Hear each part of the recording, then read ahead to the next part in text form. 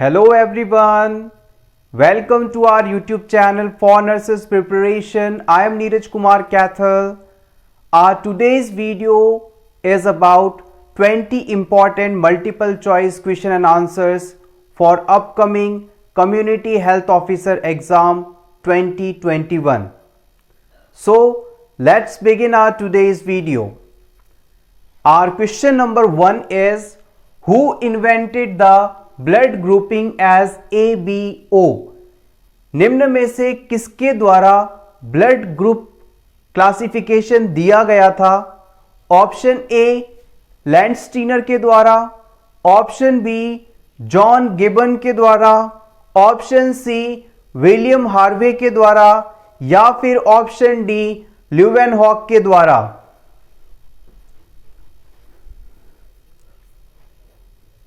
The right answer is option A, Karl Landsteiner. Landsteiner, Karl L. Landsteiner. इनका जन्म Austria में हुआ था. ये यूनाइटेड स्टेट बायोलॉजिस्ट थे. इन्होंने आरबीसी की सरफेस पर पाए जाने वाले एंटीजन के आधार पर ब्लड ग्रुप को ए, बी, AB और O 4 टाइप से क्लासिफाई किया. यह क्लासिफिकेशन उन्होंने ईयर 1900 में दिया था और इस काम के लिए उन्हें मेडिसिन का नोबेल पुरस्कार ईयर 1930 में दिया गया. Take screenshot for your revision. Number 2 is, which parasitic infestation produces anaemic condition? निम्न में से किस पैरासाइटिक इंफेक्शन के कारण पर्सन में एनीमिया कंडीशन डेवलप हो सकती है? ऑप्शन ए एस्कैरिसिस के द्वारा, ऑप्शन बी हुकवर्म इन्फेस्टेशन के द्वारा, ऑप्शन सी पिनवर्म के द्वारा या फिर option D none of the above.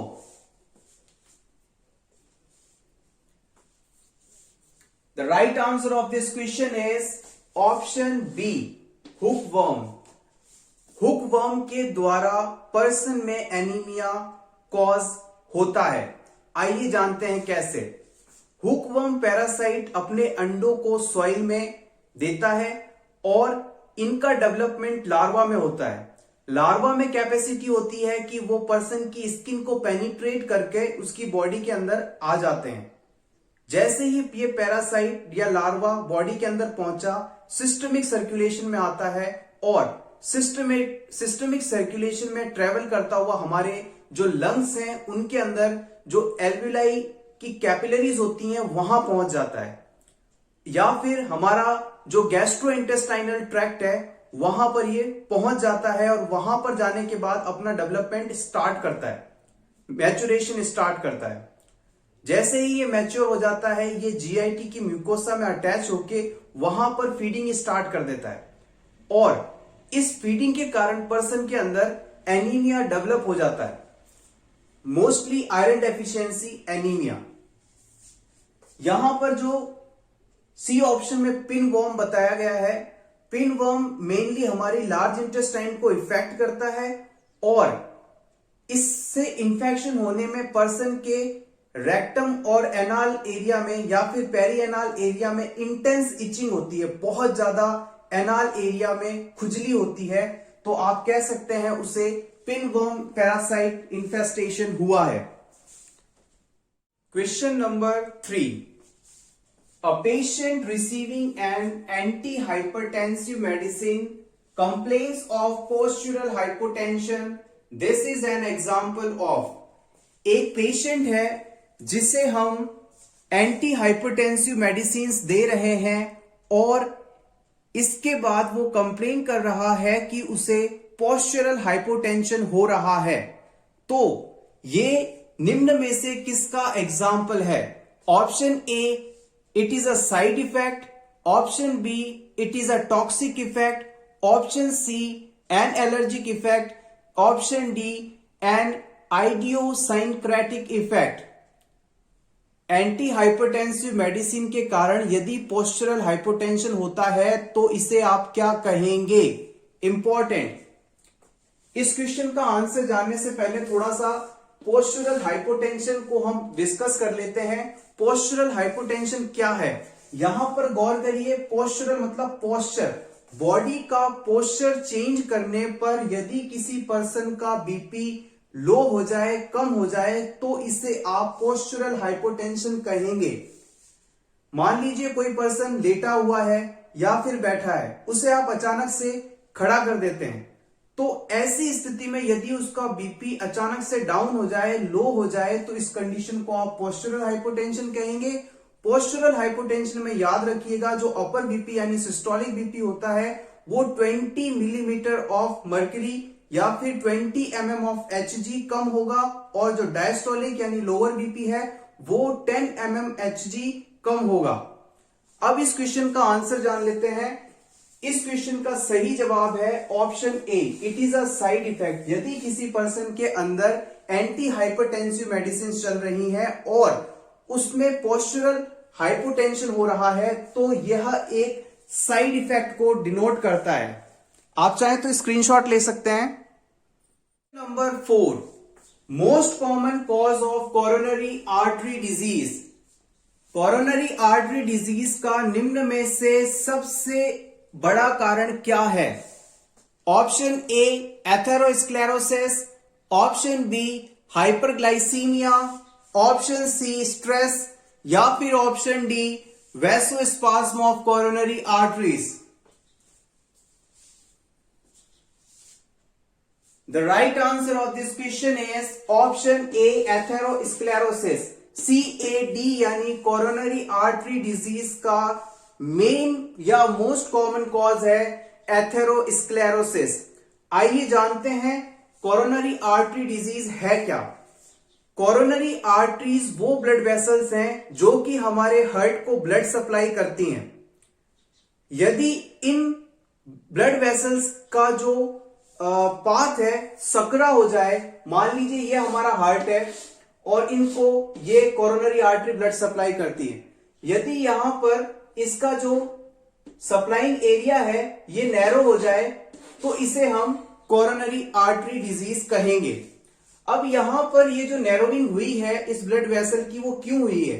यहां पर फैट, कैल्शियम या फिर लिपिड, इन तीनों में से किसी भी सब्सटेंस का जमाव हो जाए, इसी कंडीशन को हम एथेरोस्क्लेरोसिस के नाम से भी जानते हैं।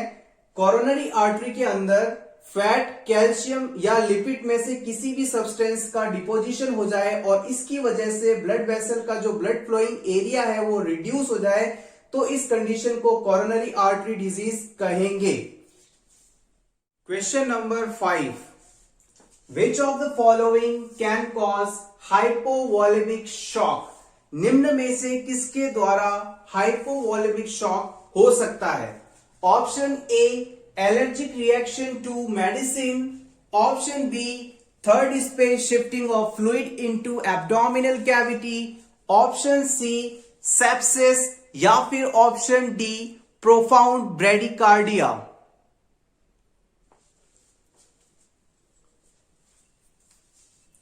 The right answer of this question is option B. Due to third space shifting of fluid into abdominal cavity. इसे आप एसाइटिस के नाम से भी जानते हैं। यानी कि सबसे पहले तो ये देखिए हाइपोवॉलेमिक शॉक क्या है।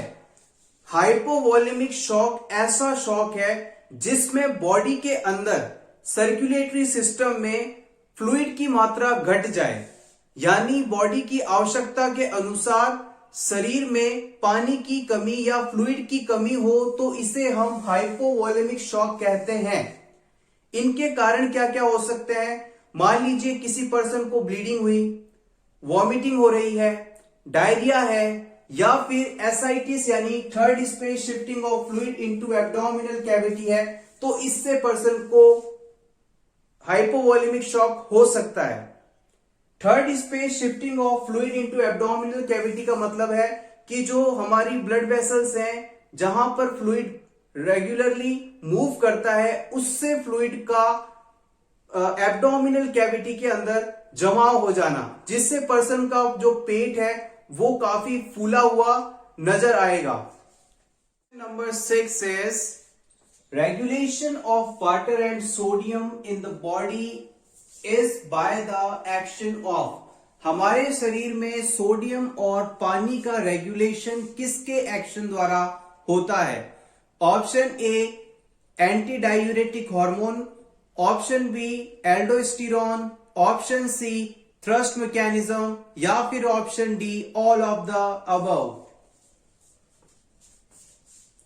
Right answer of this question is option D. हमारे शरीर में वाटर और सोडियम का रेगुलेशन एंटी डायूरेटिक हार्मोन और एल्डोस्टेरोन थ्रस्ट मैकेनिज्म तीनों के द्वारा होता है. हमेशा याद रखिएगा वाटर और सोडियम एक दूसरे के दोस्त होते हैं. जहां पर सोडियम होगा वहीं वाटर होगा. यदि सोडियम बॉडी से बाहर जा रहा है तो वाटर भी साथ साथ बाहर चला जाएगा. Question number 7 important. Which medicine used to treat hypothyroidism? Hypothyroidism के ट्रीटमेंट हेतु निम्न में से किसका इस्तेमाल किया जाता है? Option A Tapazole, option B saturated solution of potassium iodide, option C Synthroid, इसे हम लिवोथायरोक्सिन सोडियम के नाम से भी जानते हैं, या फिर ऑप्शन डी पीटीयू यानी propylthiouracil. The right answer of this question is option C Synthroid यानी लिवोथायरोक्सिन सोडियम. इसका इस्तेमाल हम हाइपोथायरॉयडिज्म कंडीशन को ट्रीट करने हेतु किया जाता है. Number 8 long term control of blood sugar is assessed by estimation of. यदि किसी पर्सन में हमें ब्लड शुगर लेवल लंबे समय का ब्लड शुगर लेवल चेक करना है तो हम निम्न में से किस टेस्ट को करवाएंगे? Option A glucose tolerance test, option B HbA1c%, option C post prandial blood sugar, option D fasting blood sugar.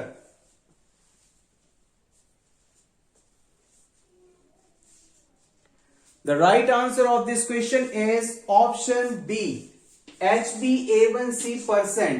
इसकी सहायता से हम लगभग 3 महीने तक का ब्लड शुगर लेवल असेस कर सकते हैं. इसे हम ग्लाइकेटेड शुगर लेवल के नाम से भी जानते हैं. इस टेस्ट में हम ब्लड शुगर की मात्रा जो कि हीमोग्लोबिन से अटैच्ड हो चुकी है उसको मेजर करते हैं. Question number 9 objective of peritoneal dialysis. Peritoneal dialysis का उद्देश्य निम्न में से क्या है? Option A prevent infection, option B removal of toxins, option C removal of metabolic waste या फिर option D B and C both. The correct answer is option D B and C both. Peritoneal dialysis या dialysis का मुख्य उद्देश्य की बात की जाए तो उसमें removal of toxins and removal of metabolic waste दोनों ही आते हैं. हमारे शरीर में बन रहे टॉक्सिन्स को और मेटाबॉलिज्म के पश्चात बनने वाले वेस्ट को बाहर निकालना डायलिसिस का मुख्य उद्देश्य माना जाता है. Number 10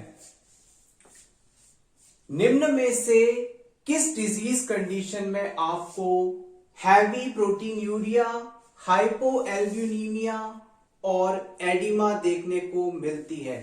option A nephritic syndrome, option B urinary tract infection, option C acute glomerulonephritis या फिर ऑप्शन डी रीनल फेलियर.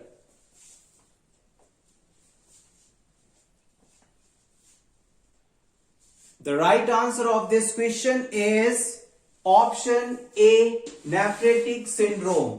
यदि किसी पर्सन के अंदर नेफ्रेटिक सिंड्रोम प्रेजेंट होता है तो उस पर्सन के अंदर हैवी प्रोटीन यूरिया यानी presence of protein in urine, hypoalbuminemia यानी एल्ब्यूमिन लेवल का कम होना और एडिमा पाई जाती है. फ्रेंड्स, अगर आपको ये वीडियो, ये क्वेश्चंस अच्छे लग रहे हो तो प्लीज इन्हें लाइक कर दीजिए। Thank you. Question number 11, a sudden redness of skin called. यदि किसी पर्सन में अचानक स्किन रेड हो जाती है तो इसे आप किस नाम से जानेंगे? Option A flush, option B cyanosis, option C jaundice, option D pallor. The right answer of this question is option A. यदि किसी पर्सन के अंदर स्किन अचानक से रेड हो जाती है, स्किन पर रेडनेस आ जाती है, तो इसे आप फ्लश कहेंगे। साइनोसिस में ऑक्सीजन की कमी के कारण बॉडी का कलर या ऑर्गन का पर्टिकुलर पार्ट का कलर ब्लू हो जाता है। So cyanosis is a bluish discolouration of skin due to lack of blood supply और ऑक्सीजन। जॉन्डिस एक डिजीज कंडीशन है जिसमें बिलिरुबिन का लेवल बढ़ जाता है और इसमें हमारी स्किन जो है येलोविश हो जाती है, हल्की पीली हो जाती है। और पैलर वर्ड में हम अक्सर कंफ्यूज होते हैं। पैलर का मतलब होता है पैलनेस ऑफ स्किन, यानी लैक ऑफ कलर। यदि किसी पर्सन की स्किन में लैक ऑफ कलर हो जाए तो उसे आप पैलर कहेंगे। Number 12, peripheral vision is assessed by. यदि हमें किसी पर्सन के अंदर पेरिफेरल विजन को चेक करना है तो निम्न में से हम किसका उपयोग करेंगे? सेनाइल चार्ट का, इशिहारा चार्ट का, स्लिट लैंप एग्जामिनेशन करेंगे या फिर कॉन्फ्रंटेशन टेस्ट करेंगे? Important question. Right answer of this question is option D. Confrontation test के द्वारा हम किसी भी पर्सन के अंदर पेरिफेरल विजन को असेस करते हैं। स्लिट लैंप एग्जामिनेशन के द्वारा भी हम आंखों की ही जांच करते हैं। स्नाइल चार्ट का उपयोग विजुअल एक्यूटी को चेक करने हेतु किया जाता है, जबकि इशिहारा चार्ट का उपयोग हम कलर विजन को चेक करने में करते हैं। Number 13, eye padding is applied on patient to prevent. किसी भी पर्सन में आई पैडिंग लगाने का मुख्य उद्देश्य क्या होता है? Option A to prevent the eye from dryness, option B to prevent from blinking of eyes, option C to prevent corneal ulcers या फिर option D to prevent eye movement.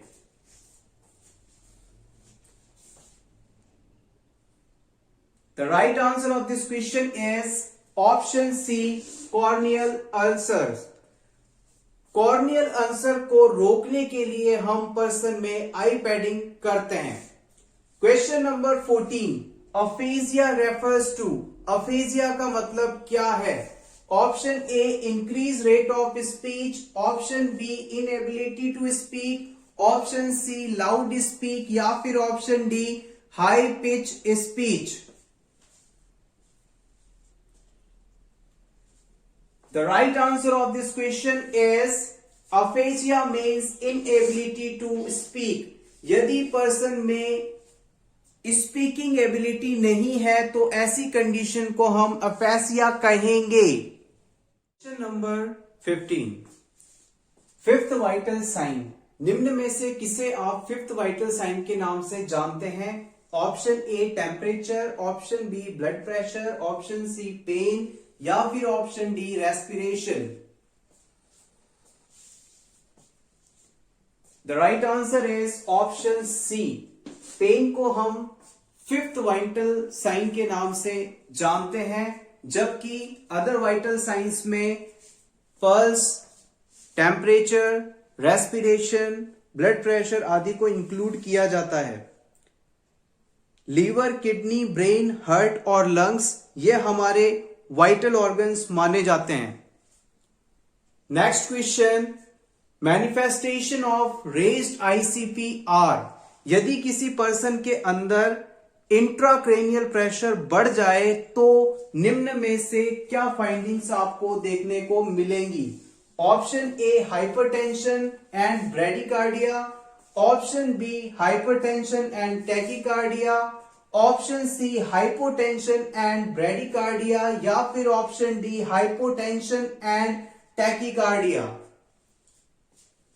Important question.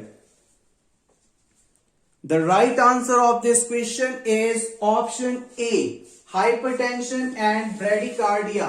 यदि किसी पर्सन के अंदर intracranial pressure बढ़ जाता है तो उस पर्सन में हाइपरटेंशन और ब्रेडिकार्डिया देखने को मिलेगा। हाइपरटेंशन का मतलब है इंक्रीज ब्लड प्रेशर और ब्रेडिकार्डिया का मतलब है हार्ट रेट का, हार्ट बीट्स का 60 बीट्स पर मिनट से कम हो जाना। Number 17, total number of C shaped rings found in trachea. हमारे ट्रेकिया यानी विंड पाइप में सी शेप्ड हाइलाइन कार्टिलेज से बने छल्ले पाए जाते हैं, रिंग्स पाई जाती हैं। उनका टोटल नंबर कितना होता है?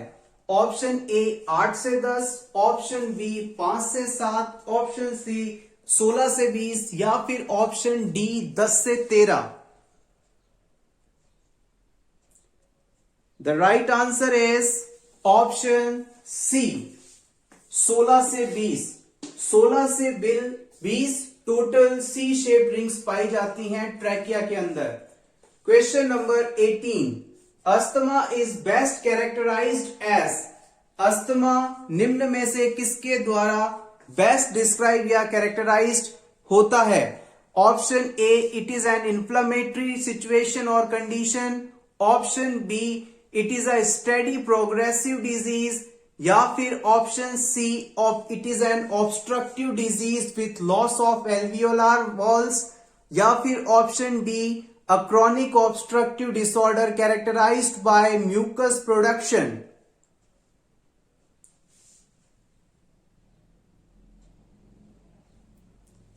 The right answer of this question is asthma is a inflammatory condition। Asthma में बेसिकली होता क्या है? यह हमारा एयरवे है। किसी भी एलर्जिक सिचुएशन के कारण इसके अंदर बहुत ज्यादा म्यूकस का प्रोडक्शन होता है और इसकी वजह से जो एयरवे है नैरो हो जाता है और पर्सन को इजीली सांस नहीं आती है। इस सिचुएशन को हम अस्थमा कहते हैं। अस्थमा के इलाज में हम ब्रोंकोडायलेटर्स का उपयोग करते हैं, जिसकी वजह से तुरंत ये रेस्पिरेटरी ट्रैक्ट ओपन हो जाता है और पर्सन को रिलीफ आ जाता है। अस्थमा के अंदर एक और क्वेश्चन पूछा जाता है कि वीजिंग साउंड किस में देखा जाता है, तो आपको हमेशा बताना है वीजिंग साउंड अस्थमा से रिलेटेड है। अस्थमा एक non progressive chronic inflammatory disorder है जो एयरवे ऑब्स्ट्रक्शन करता है। Question number 19, which organ called sweet gland. हम निम्न में से किस ऑर्गन को मीठी ग्रंथि के नाम से जानते हैं, स्वीट ग्लैंड के नाम से जानते हैं? Option A liver, option B pancreas, option C thyroid, option D adrenal gland. The right answer is option B pancreas. Pancreas को हम स्वीट ग्लैंड के नाम से जानते हैं और ये हमारे शरीर की एकमात्र ग्रंथि है जो कि एक्सोक्राइन और एंडोक्राइन दोनों की तरह ही फंक्शन करती है। इसी के अंदर से इंसुलिन हार्मोन का सिक्रीशन होता है और लीवर हमारे शरीर की सबसे बड़ी ग्रंथि है। थायराइड ग्लैंड हमारे नेक में पाई जाती है। एड्रिनल ग्लैंड हमारे किडनीज के ऊपर पाई जाती हैं। इसे हम सुप्रारीनल ग्लैंड के नाम से भी जानते हैं। इस वीडियो का आखिरी question, gridiron incision is given for operation of. Gridiron incision निम्न में से किसके ऑपरेशन या सर्जरी के दौरान लगाया जाता है? Option A kidney surgery, option B stomach की सर्जरी के दौरान, ऑप्शन सी यूरेटर सर्जरी, या फिर अपेंडिक्स की सर्जरी के दौरान। The right answer is option D, during appendix operation we are using gridiron incision. Appendix के ऑपरेशन के दौरान ग्रीटिरॉन इंसिजन लगाया जाता है। सो एवरीवन, ये था हमारा आज का वीडियो CHO एग्जाम के लिए। इस वीडियो में हमने बेसिक बट इंपॉर्टेंट क्वेश्चंस को इंक्लूड किया है।